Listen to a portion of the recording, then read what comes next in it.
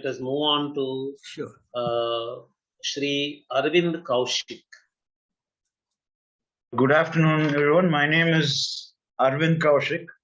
I am a doctoral student in the field of religious studies in the final year of my studies in the University of Pardubice in Czech Republic. So my research is about the intellectual roots of the Dravidian movement, the Tamil nationalism and separatism.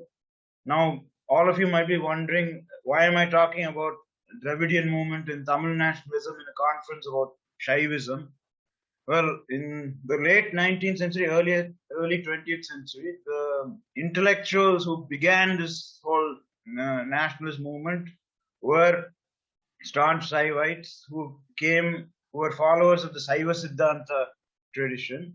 They began claiming that Shiva Siddhanta is the true Tamil religion, and so this is how this whole movement started.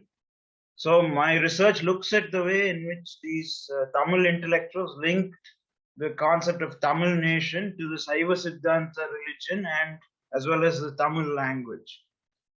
So the research I'm doing is part of a larger research program called the Comparative Science of Cultures, developed by Professor S.N. Balagangadhara of Ghent University. I'm sure some of you might have heard of him. Can you just change your camera orientation a little? Only a part of your head is visible. Yeah, now it's perfect. Is it okay? All right. Thank you. Thank you, sir. So, among these Tamil Shaivite nationalists, the most prominent among them was a man named Maraimalai Adigal, whom my research is focused on. So, he is known as the father of the Tamil nationalist movement, as well as the father of the pure Tamil movement. In Tamil, it's called Tani Tamil Iyakkam. He wanted to basically purify Tamil of all Sanskrit loan words and create a pure Tamil. And another important development during the late 19th and early 20th century was that the various Brahmin jadis of Tamil Nadu started being seen as a foreign element among these non-Brahmin intellectuals, even though Brahmins have been part of Tamil Nadu for centuries. And along with the rejection of Brahmins as foreign, also many of the traditions which have been in Tamil Nadu for centuries got rejected. Vaishnava traditions, Ramayana, all of that got rejected as Brahmin and foreign. So my aim of the presentation is to answer these fundamental questions. What was the conceptual structure behind these ideas that forms the foundation of the Tamil nationalist movement? Is there any substance to these claims? That is to say, what is the empirical evidence, if any, to support these claims? And finally, how did the Tamil nationalists conceptualize this link between nation, language, and religion? So, when the European travelers first came into contact with India, they arrived there with certain preconceived ideas. For example, they saw various rituals involving various deities, including Shiva, and they thought this must be, the heathen religion of India. And they also saw various social groupings, which they described as castes or tribes. But there are problems confronting this description, as we shall see. So in the course of the 17th century, European travelers and missionaries began describing India as a heathen nation divided into tribes or castes. The Belgian scholar Jacob de Roover, his research points to the fact that the Europeans may be implicitly using the Jewish nation, the 12 tribes of Israel, as a model to understand the Indian people. For example, they saw Brahmins performing certain rituals, making use of certain texts, which they thought were the religious scriptures and laws of the heathens.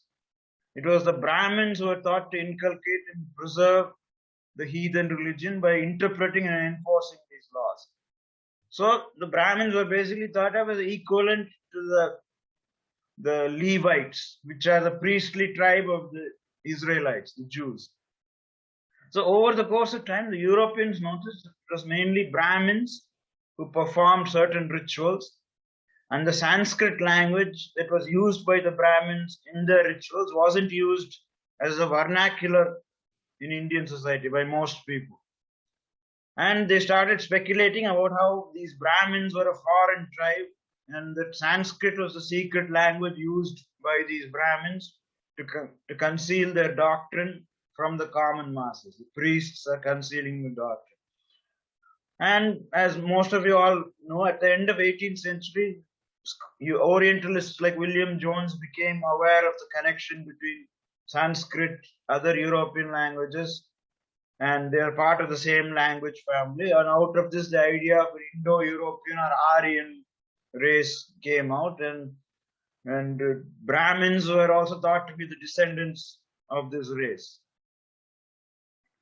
So at the same time, while this is going on, the Europeans, travelers, missionaries also observed certain jadis in India who were they either saw as downtrodden or certain jadis whom other jadis avoided contact with. These were thought to be the lower caste, outcasts, so called. And the outcasts were thought to be excommunicated from the religious community of the Hindus for violating the religious laws, similar to how people were excommunicated from the Jewish religion. And around the same time, the missionaries, European missionaries, travelers also discovered text, Sanskrit text, it is Purusha Sukta. And as most people are aware, it uses the model of the human body to describe the Varnas, Brahmins emerging from the mouth, Shudras at the feet.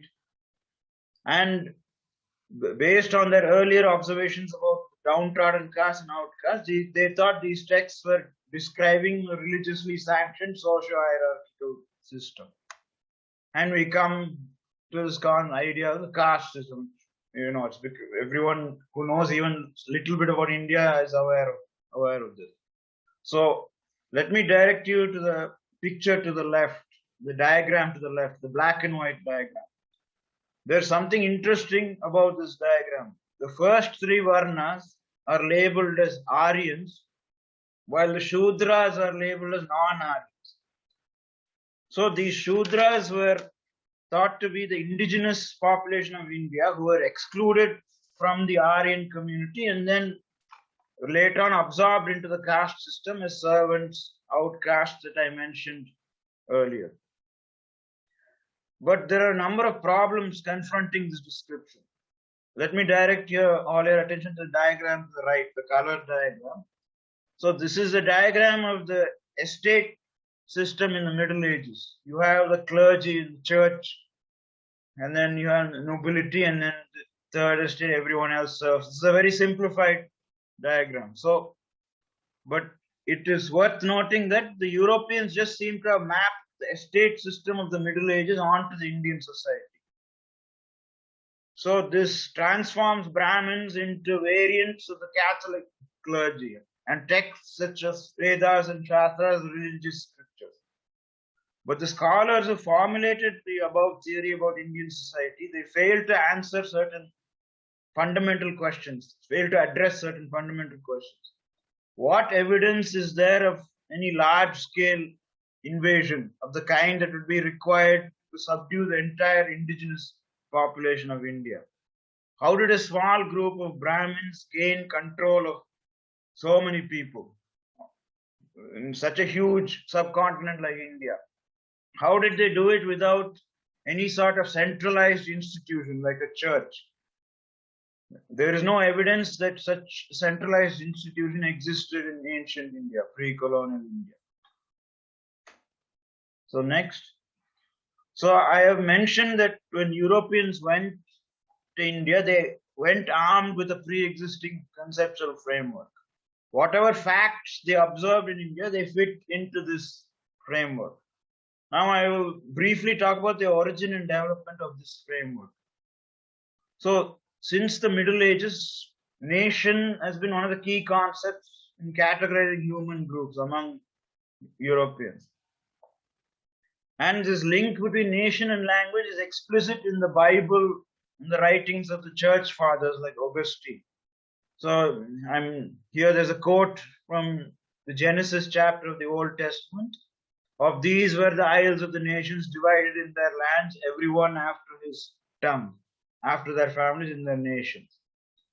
And the Tower of Babel account in the Bible was seen as the beginning of the human nation. So for those of you who are not familiar with the Tower of Babel account, the Bible describes a time in history when the human race lived as one and spoke one universal language. And in their arrogance, humanity began to build a tower that they wanted to reach heaven. And the biblical God, he decided to punish their arrogance by confusing the original language of humanity so that they couldn't understand one another, and then scattered them across the earth. So this confusion of the original language and the scattering of humanity represents one humanity becoming many nations, and the fracturing of the common human language into many languages. But this ideational link between language and nation is part of a triangle that includes religion. So this is a quote from Terence Babel, Protestant theologian. So out of the multiplication of languages, moreover, are born the various idolatrous religions, and the multiplication of the names of the gods. So to be clear, by religion, what they mean is the revelation of the biblical God. It is not like what we say as dharma. It is a revelation of the biblical God, his laws, which we human beings are supposed to obey. So next. So in the first decade of the 19th century, the British administrator Francis Ellis, through the work of the Indian grammarian Mamadi Venkaya, became aware that the South Indian languages were linguistically related, and at the same time, he thought they were unrelated to Sanskrit. So the notion of South Indian language speakers as a nation unto themselves begins to crystallize. Next, these scholars began to look for a South Indian or Tamil religion. They began identifying practices and deities that had long roots in and were more common to the southern regions of India, especially Tamil Nadu. And at the same time, these deities were absent in or hardly mentioned in the early Sanskrit texts. They found that Shiva was one such deity. They found that Shiva temples, Saivite traditions were more common in South India. They found that in the early Vedic texts, the deity which is called Rudra, they said this is not Shiva, this is a separate deity, and Shiva is hardly mentioned in the Vedic text. So the Tamil Shaivite intellectuals also picked up on this and started calling Saiva Siddhanta as the Tamil religion. So the Tamil nationalists, the Maraimale Adigal, he was one of these intellectuals, these Tamil nationalists. He maps the term religion onto a Tamil term called Madam, and it is called also Mata in Sanskrit. In the Tamil Shaivite texts, Madam refers to a cluster of practices or traditions followed by a group of people that revolve around a certain deity, in this case, Shiva. So as I mentioned before, this is completely different from what religion is, what the Christian religion is, which is the revelation of God. So Maraimale Adigal claimed that the Saiva Siddhanta, as it was being practiced in Tamil Nadu at that time, early 20th century, was corrupted by the Brahminical or Aryan religion. Now this leads us to the question, how does Maraimale Adigal separate the so-called Brahminical religion from Saiva Siddhanta? So the answer is, language becomes the key criteria. So any Sanskrit texts he regards as Brahminical. Any practices, deities which are central to these texts he rejects as Brahminical. But he is confronted with a number of problems in trying to draw out a pure Tamil Saiva Siddhanta removed of what he saw as Brahmin religion. First, take the case of Adigal designating certain deities and traditions as Aryan because of the prominent role They play in the Vedas and Vedic rituals, like Indra, Varuna, deities like that. But the thing is, many non-Brahmin Jadis in Tamil Nadu venerate these deities in their own manner, without using Sanskrit texts and mantras. And secondly, despite the rich history of Vaishnavism in Tamil Nadu, he rejects Vishnu and his avatars, Rama, Krishna, Aryan deities. And as most of you may be aware of, the Tamil Bhakti poets, the Alvars, staunch Vaishnavites, they have established centuries old Bhakti traditions in Tamil Nadu. And Adigal's claim of Saiva Siddhanta being a Tamil non-Brahmin Madam religion is confronted with a number of problems. So Saiva Siddhanta and Shiva as a deity is not limited to Tamil Nadu. And Brahmins themselves have been part of this Saiva Siddhanta, Tamil Saivite tradition for centuries. Two of the founding Samacharyas of Tamil Saiva Siddhanta were Brahmins. Finally, Adigal's attempt to describe Saiva Siddhanta as a Tamil religion compels him to shunt aside the important role that the Vedas, Agamas, and the Puranas have played in the Saiva Siddhanta tradition, dismissing them as Brahmanical corruptions. So this brings us to the notion of Saiva Siddhanta as a Tamil religion. Does it make sense to call it a Tamil religion? I would say no, because one, it is one of many traditions that were practiced in Tamil Nadu. Brahmins were an integral part of this tradition, as I have shown. And finally, you can't separate Sanskrit from Saiva Siddhanta. Many of the core texts of that tradition are in Sanskrit.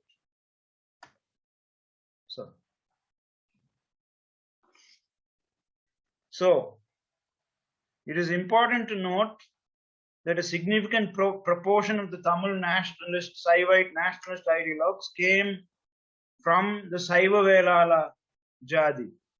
And this Jadi is known for its Saivite traditions, and many Velalas were staunch adherents of the Saiva Siddhanta tradition.